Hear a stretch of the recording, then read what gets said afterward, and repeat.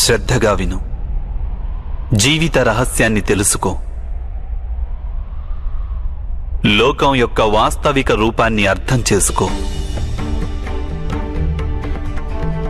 గంగా ప్రవాహంలో పిడికిలిని ముంచి వెలికి తీసినచో నీకు ఏదీ ప్రాప్తించదు.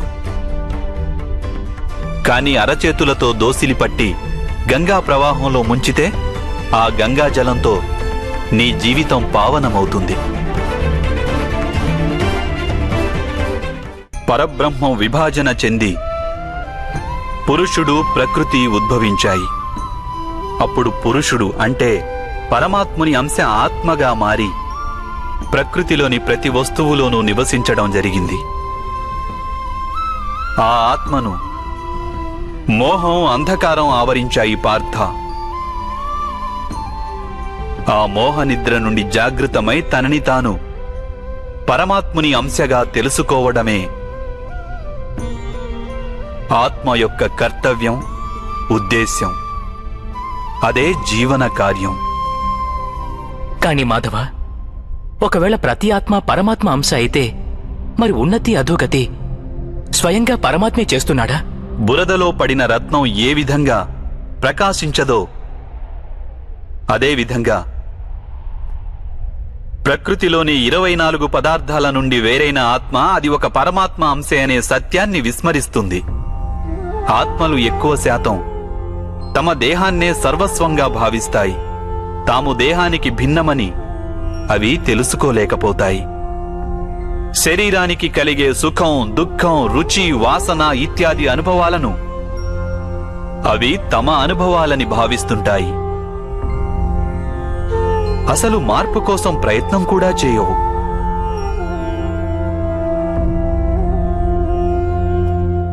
ఇలా మార్పు కోసం ప్రయత్నం కూడా చేయని ఆత్మలు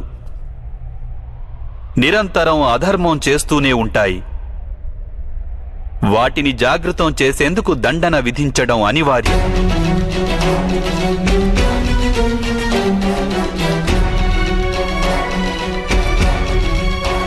నీవు ఇది తెలుసుకో పార్థ. నీవు శరీరానివి కాదు, కేవలం ఒక ఆత్మవు. ఈ రణభూమిలో కనిపిస్తున్న ప్రతి ఒక్క యోధుడు వాస్తవానికి నీవు అనుకుంటున్నవారు కాదు. కొంతకాలం పాటు వీరందరూ ఈ శరీరాలలో వాసం చేస్తున్నవారు. వీరి శరీరాలు మరణిస్తాయి, కానీ వీరందరూ అమరులు. వీరు మళ్లీ నూతన శరీరాలను ధరిస్తారు. తాము ఆత్మస్వరూపులమని తెలుసుకునే వరకు తమ అధర్మాన్ని త్యజించి ధర్మ మార్గానికి వచ్చే వరకు వీరందరూ ఇలా జన్మిస్తుంటారు, అలాగే మరణిస్తుంటారు. ఇదే బ్రహ్మ విద్య బోధించే ప్రథమ పాఠం పార్థ. జన్మించిన వారికి మరణం అనివార్యం. అలాగే మరణించిన వారు అవశ్యం మళ్లీ జన్మిస్తారు. ఈ మహాజ్ఞానాన్ని సాంఖ్యయోగమని అంటారు.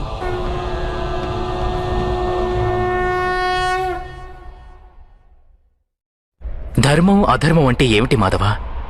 ఏ మార్గాన్ని అనుసరించి మనిషి తాను ఆత్మస్వరూపుడనని గుర్తిస్తాడో, పరమాత్ముని అంశగా ఉద్భవించానని తాను తెలుసుకుంటాడో ఆ మార్గాన్నే ధర్మమని అంటారు.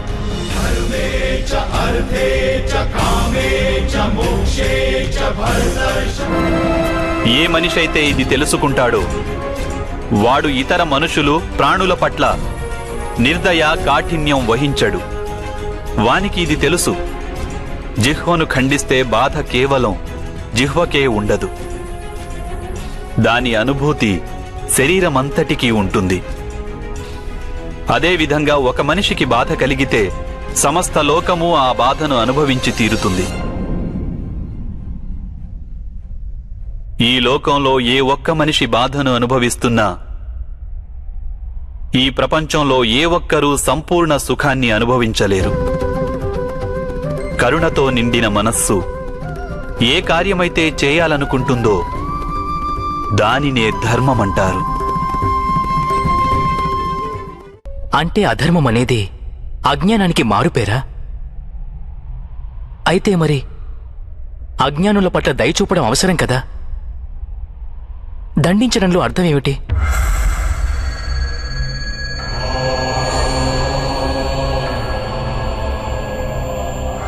అజ్ఞాని జ్ఞానం విలువను తెలుసుకునేందుకు సిద్ధంగా లేకుంటే, జ్ఞానం వైపు దృష్టి సారించేందుకు సిద్ధంగా లేకుంటే, అప్పుడు దండనే దయ అవుతుంది.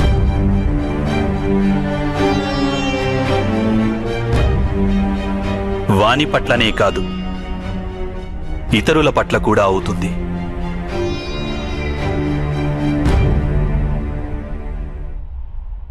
సృష్టిగతి సదా పరమాత్మ వైపే ఉంటుంది.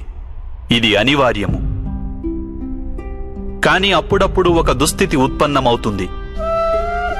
అజ్ఞానం, మోహం, అధర్మం పెరిగిపోతుంటాయి. లోకంలో ధర్మం లుప్తమవుతుందన్న భయం ఉత్పన్నమవుతుంది. లోకంలో ధర్మం లుప్తమైపోయినప్పుడు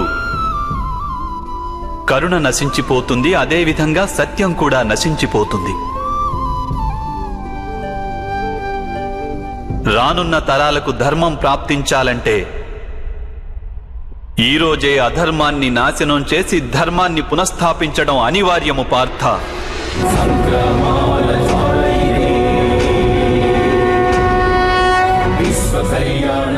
ఈ పరిస్థితి అటువంటిదే పార్థ. ఇక ధర్మ సంస్థాపన చేసే కర్తవ్యం కేవలం నీదే. కనుక దౌర్బల్యాన్ని త్యజించు. ఇకనైనా యుద్ధం చేసేందుకు సిద్ధంగా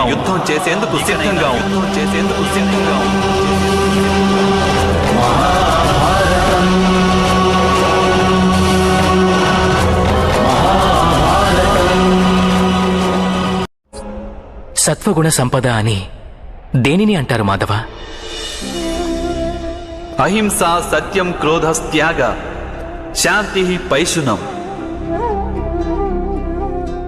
దయా, భూతేష్వలోలత్వ, మార్ధవం, హ్రీరచాపలం, తేజ, క్షమాధృతి, అనిత భవంతి సంపదం దైవీం అభిజాతస్య భారత.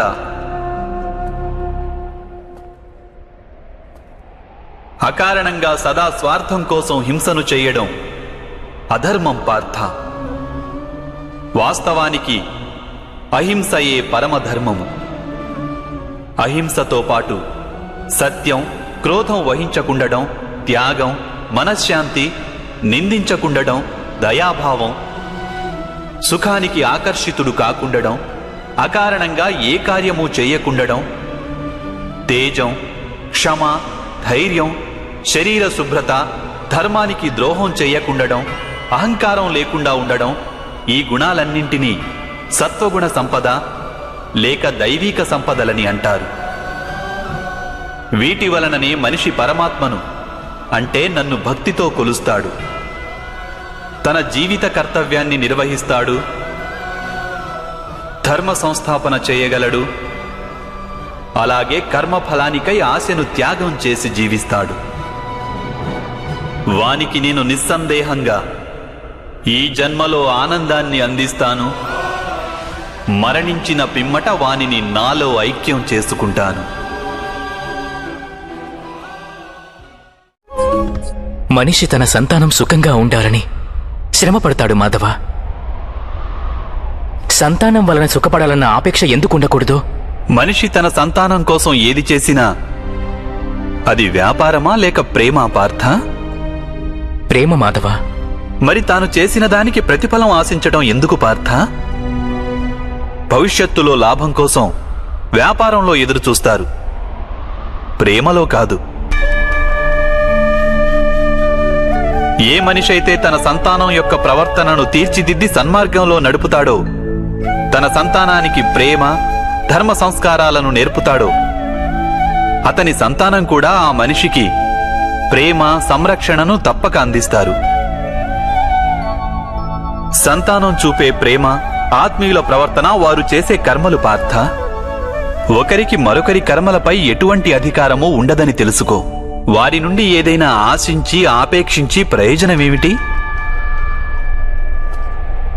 దీనిని నీవు దీర్ఘంగా ఆలోచించి చూస్తే వెంటనే అర్థమయ్యేదేమిటంటే జీవితంలో ఎవరైనా సరే ఏ విషయం గురించైనా సరే ఆశలు ఆపేక్షలు పెంచుకోవడం అనివార్యం కాదు. ఈ రోజుతో మహాయుద్ధం పూర్తయింది పితామహ. మేము స్వయంగా మా చేతులతో మన వంశాన్ని నాశనం చేశాము. సమస్త ఆర్యవర్తంలో మేము విధ్వంసం సృష్టించాము. మాకు ఈ అపరాధం నుండి విముక్తి ఎప్పుడు లభిస్తుంది పితామహ? లేదు పుత్ర యుధిష్ఠిరా,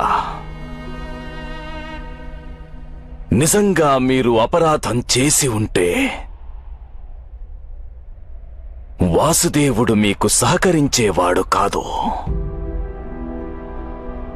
ఈ యుద్ధం ధర్మబద్ధమైనది.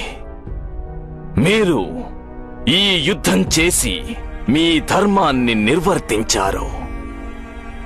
మీరు సాధించిన విజయం సమస్త ఆర్యావర్తానికి ఉన్న ఆశల విజయం పుత్ర. ఈ రోజున సమస్త ఆర్యావర్తమంతా మీ పాలనలో ఉంది. నాకు సంపూర్ణ విశ్వాసం ఉంది. నీవు ఈ రాజ్యంలో ధర్మాన్ని న్యాయాన్ని స్థాపించగలవు పుత్ర. కానీ రాజుకుండవలసిన లక్షణాలేవీ నాకు లేవు పితామహ. నాకు నమ్మకం లేదు నేను ఉత్తమ రాజునై పాలిస్తానని. అయినా నాకు మార్గం చూపేందుకు మీరు కూడా ఉంటారు. మనిషి నుండి మార్గదర్శనం ఆశించరాదు పుత్ర. మార్గదర్శనం అనేది సిద్ధాంతాల నుండి స్వీకరించవలసినది. ఎందుకంటే మనిషి అనేవాడు మరణిస్తాడు. సిద్ధాంతాలు సజీవంగా ఉంటాయి. మీరు ఆ సిద్ధాంతాలను నాకు వివరించండి పితామహ. రాజైన వాడు నిరంతరం అన్ని సిద్ధాంతాలను గుర్తుంచుకోవలసి ఉంటుంది. కాని అన్ని సిద్ధాంతాలు కేవలం షడ్గుణాల నుండి జన్మిస్తాయి పుత్ర. ధర్మం, కర్మ, శౌర్యం, క్షమ, దానం, దండన. స్మృతిలో ఉంచుకో పుత్ర యుధిష్ఠిరా, ఒక రాజు యొక్క కర్తవ్యం సమాజానికి రక్షణ, న్యాయం, సుఖం, అవకాశం, అలాగే భవిష్యత్తును అందించడం. ఇక దీనికోసం ఒక రాజు వద్ద నేను చెప్పిన షడ్గుణాలు ఉండడం అత్యవసరం. ఈ గుణాలన్నీ నీ మనస్సులో ఉన్నాయి పుత్ర యుధిష్ఠిరా. నీవు చేయవలసింది నిరంతరం ఈ గుణాలను స్మృతిలో ఉంచుకోవడమే పుత్ర. మీ అందరూ చల్లగా ఉండాలి. పితామహ, మీరు మా అగ్రజునికి ఉత్తమ రాజు లక్షణాలను వివరించారు. కాని మేము ఉత్తమ పౌత్రులం అనిపించుకునే అవకాశం మాకెలా లభిస్తుంది? నా బాధ్యతలు ఇప్పుడు పూర్తయ్యాయి పితామహ. ఇకపై నేను ఇక్కడే ఉండి మీకు సేవ చేసుకుంటాను. మీ దగ్గరే ఉంటాను పితామహ. వద్దు పుత్రులారా, వద్దు. మీరు నలుగురు ఉండవలసిందే యుధిష్ఠిరుని చెంతనే. మీరు నలుగురు కలిసి వీనికి ఒక ఉత్తమ రాజ్యాన్ని నిర్మించడంలో సహాయం చేయండి.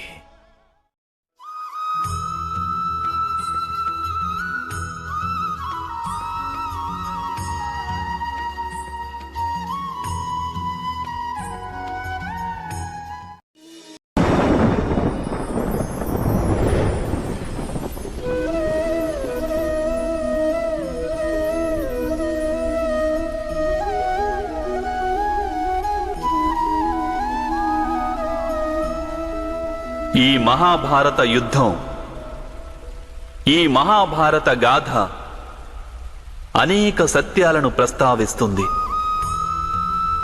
మహోన్నత సత్యమేమిటంటే వైవిధ్యము, భిన్నత్వమే అధర్మానికి మూలం.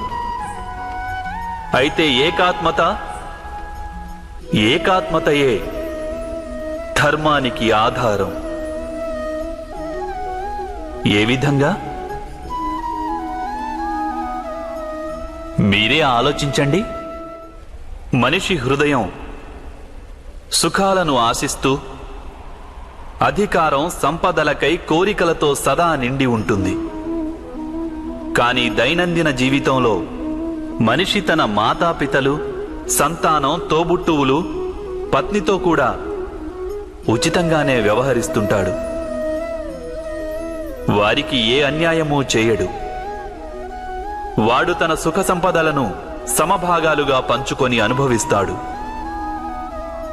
ఎందుకంటే వానికి తెలుసు, తన సుఖానికి ఆధారం తన కుటుంబమని. తన సుఖానికి కారణం కూడా తన కుటుంబమేనని. మనిషికి ఈ విషయమూ తెలుసు, తనకు సుఖం సమాజం నుండి లభిస్తోందని. కానీ వాడు సమాజానికి అన్యాయం చేస్తూనే ఉంటాడు. సమాజాన్ని నిత్యం ద్వేషిస్తుంటాడు. ఎందుకంటే వాడు తనకు సుఖం సమాజం నుండే లభిస్తుందని భావించడు. వాడు సమాజాన్ని సుఖానికి ఒక సాధనంగా భావిస్తాడు. భేదం ఏదైనా ఉంటే అది కారణంలో, సాధనంలో ఉంది. కానీ మనిషికి ఎప్పుడైతే బోధపడుతుందో ఈ సకల సృష్టి పరమాత్మ స్వరూపమని, ప్రతి జీవి పరమాత్మలోని అంశయని, అంటే ఎవరు పరాయి వారు కారని, అందరూ మనవారేనని, ఈ చరాచర సృష్టి అంతా మనదేనని, మన కుటుంబంలోని వారేనని, అప్పుడు క్రోధానికి కారణమే మిగలదు. వాని సంఘర్షణలు, వాని వైరాలు, వాని ప్రతీకారం నశించిపోతాయి. అంతరంగంలో పరమాత్మ, బాహ్యరంగంలో ఏకాత్మత. ఇదే ధర్మం యొక్క మూల సిద్ధాంతం.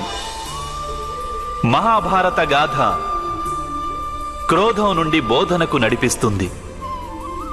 భిన్నత్వం నుండి ఏకాత్మత కేసి తీసుకువెళుతుంది. ఈ భూమిపై నివసిస్తున్న ప్రజలు ఎప్పటి వరకు ఈ మహాభారత గాథను తమ స్మృతులలో సజీవంగా నిలుపుకుంటారో అప్పటి వరకు ఇటువంటి విధ్వంసం మళ్లీ జరుగదు. ఎటువంటి శక్తి అయినా ఈ పుణ్యగాథా వస్త్రాలను హరించలేదు. ఈ యాత్రలో నాతో కలిసి పయనించిన వారిని నేను అభినందిస్తున్నాను. వారి హృదయంలో ధర్మానికి అంకురార్పణ జరిగింది. అక్కడ ధర్మ పుష్పాలు వికసించాయి. మీకు శుభం కలుగాలి, లోక కళ్యాణం జరగాలి. ఓం సహనా భవతు. సర్వేశ్వరుడు మనలను రక్షించుగాక. సహనౌ భునక్తు. మనమంతా కలిసి సుఖాలను పంచుకుందాం. సహవీర్యం కర్వావహే. పరస్పరం మనం లాభం కోసం పాటుపడదాం.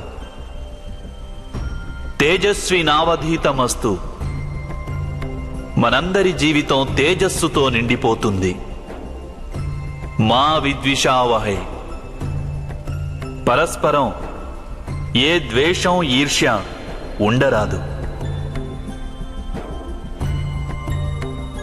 ఓం శాంతి శాంతి శాంతి. పరమాత్ముడు ఇంతటి విస్తృత ప్రణాళికను ఎందుకు రచించాడు? మహామంత్రి, ఆర్యావర్తంలోని ఈ పుణ్యభూమిని 16 జనపదాలు ఇంకా ఎన్నో రాజ్యాలుగా విభజించారు. కానీ ఇక్కడి ప్రజలకు ఈ విషయం నేటికీ తెలియదు. వాస్తవానికి వారందరూ ఒక రాజ్య ప్రజలేనని. కానీ ఇప్పుడు ఇకపై సమస్త ఆర్యావర్తంలో ఒకే శాసనం ఉంటుంది మహామంత్రి. ఒకే విధమైన వ్యవస్థ ఉంటుంది. ఒకే రాజుంటాడు. అలాగే ఆ రాజ్యానికి ఒకే పేరుంటుంది. ఒకే విధమైన సిద్ధాంతం, ఒకే విధమైన రాజ్యాంగం ఉంటుంది. ఈ భూమిపై ఒకే ధ్వజం ఉంటుంది. అందరికీ ఒకే విధమైన న్యాయం ఉంటుంది. ఆర్యావర్తంలోని ఈ భూమి భరతుని పేరిట భారత భూమిగా ప్రసిద్ధికెక్కింది. కానీ ఇప్పుడు మొదటిసారిగా ఇది భరత రాజ్యంగా ప్రసిద్ధి చెందుతుంది.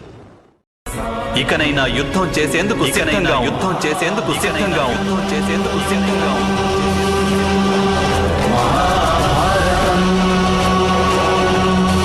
మరి నా చేతులలో హత్యలు జరుగుతాయి మాధవ. నా కారణంగా ఇంకొకరి ప్రాణాలు పోతే నాలో ఉన్న కరుణ నశించినట్లు కాదా మాధవ? అయినా ఒకవేళ ధర్మానికి ఆధారం కరుణ అయితే మరి నా ఆత్మకు కర్మబంధం ఏర్పడదా?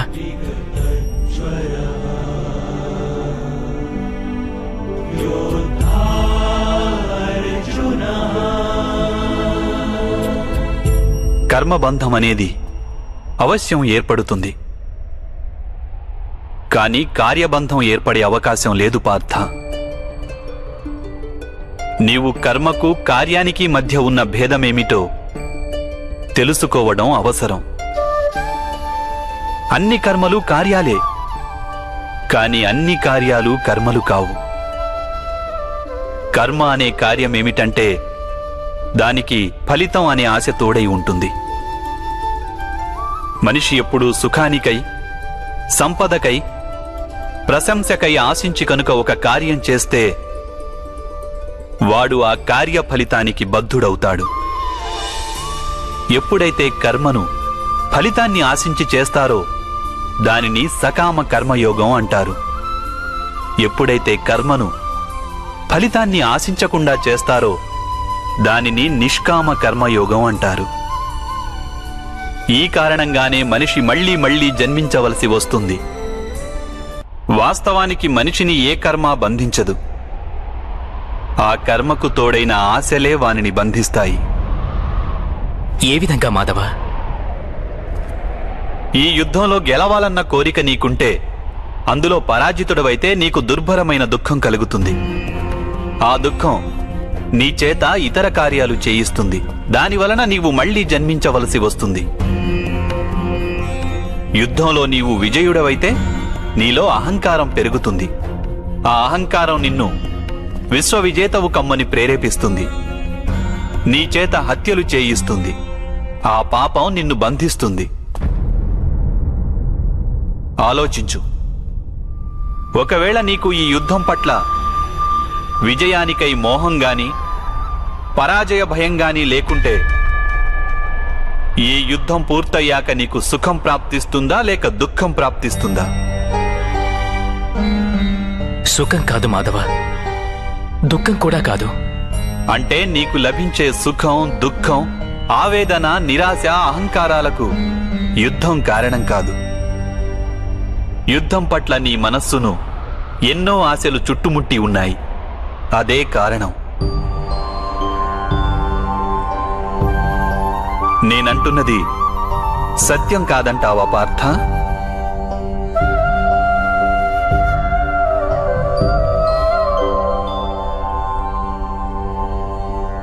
సుఖ దుఃఖే సమేకృత్వా లాభాలాభౌ జయాజయౌ తతో యుద్ధాయ యుజ్యస్వ నైవం పాప మవాప్స్యసి.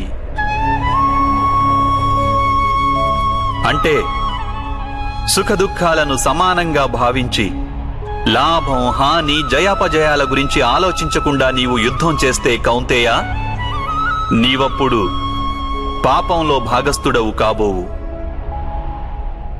దీనినే కర్మయోగం అంటారు. కాని మాధవ, ఒకవేళ కార్యబంధం నిశ్చితమైతే లౌకిక జీవితాన్ని విడిచి సన్యాసం తీసుకోవడం ఉచితం కాదా? ఈ ఆలోచన పర్యవసానంగానే ఈ రోజున యుద్ధం జరుగుతోంది పార్థ.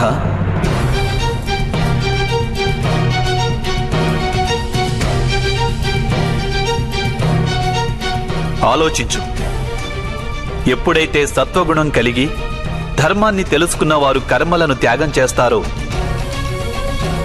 అప్పుడు అధర్మ మనస్కులైన వారే ఈ లోకంలో రాజ్యం చేస్తారు.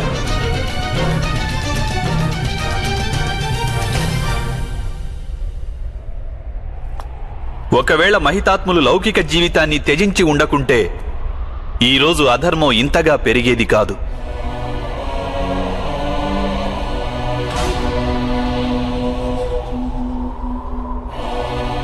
అలాగే మీ పితృదేవులు ఆనాడు సన్యసించి ఉండకుంటే ఈరోజు బావ యుధిష్ఠిరుడు సుఖంగా రాజ్యం చేస్తుండేవాడు.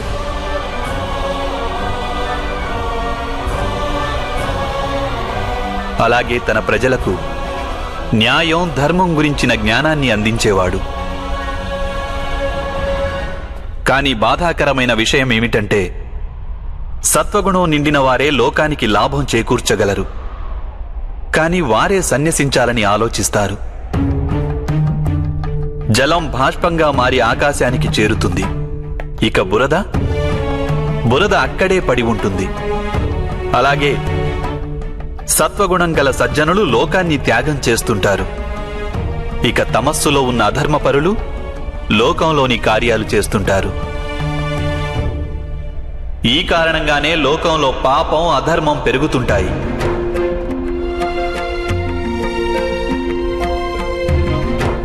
కానీ కర్మయోగి ఈ విచిత్ర స్థితి నుండి యావత్ లోకానికి రక్షణనిస్తుంటాడు.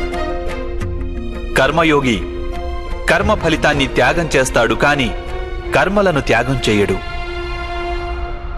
వాడు ఈ లోకంలోనే ఉంటాడు. సన్యాసి మాదిరిగా అన్ని కార్యాలను చేస్తుంటాడు, కానీ వానిలో ఆపేక్ష ఉండదు. కర్మయోగికి తన సంతానం నుండి, స్వజనుల నుండి, తన ప్రజల నుండి ఎటువంటి ఆపేక్షగాని ఆశగాని ఉండవు. స్వయంగా ఒక సన్యాసిగా అనుభూతి చెందుతాడు, కానీ సమాజానికి సంసారి మాదిరిగా లాభం చేకూరుస్తాడు. దీనిని నీవు దీర్ఘంగా ఆలోచించి చూస్తే వెంటనే అర్థమయ్యేదేమిటంటే జీవితంలో ఎవరైనా సరే ఏ విషయం గురించైనా సరే ఆశలు ఆపేక్షలు పెంచుకోవడం అనివార్యం కాదు. యావత్ సృష్టిలోనే పరమాత్ముడున్నాడు. మనిషి స్వయాన ఆ పరమాత్ముని అంశ. అప్పుడు లోకంలోని అన్ని పనులు ఆ పరమాత్ముడివే. స్వయంగా మనిషన్నవాడు ఏదీ చెయ్యలేడు. ఇదే కర్మయోగ మూల సిద్ధాంతం పార్థ.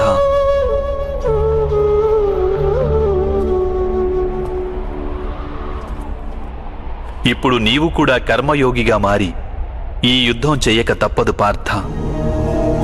త్రైగుణ్యా విషయా వేద నిస్త్రైగుణ్యో భవార్జున నిర్ద్వంద్వో నిత్య సత్వస్థో నిర్యోగక్షేమ ఆత్మవాన్.